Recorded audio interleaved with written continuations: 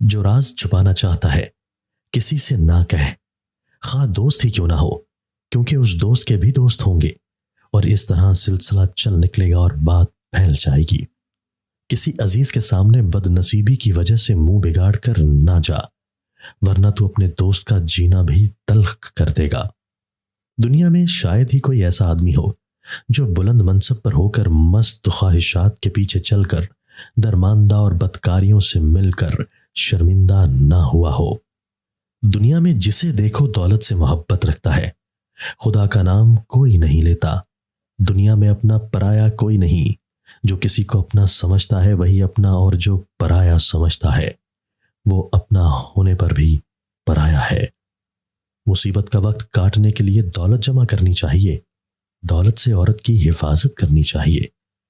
کھوئی ہوئی دولت محنت اور کفایت شعاری سے پھر حاصل ہو سکتی ہے، کھویا ہوا علم مطالعہ سے پھر مل سکتا ہے، کھوئی ہوئی تندرستی دوا سے واپس آ سکتی ہے، لیکن وقت نہیں۔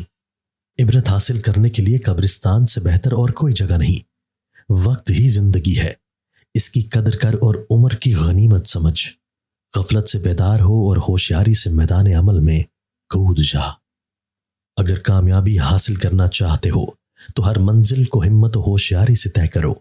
وقت ضائع کرتے وقت یہ یاد رکھیے کہ وقت بھی آپ کو تباہ اور ضائع کر سکتا ہے۔ انسان کی دنیاوی زندگی اس شمع کی مانند ہے جو ہوا میں رکھی گئی ہو۔ جو زندگی کو ایک مقدس فریضہ سمجھ کر بسر کرتے ہیں وہ کبھی ناکام نہیں ہوتے۔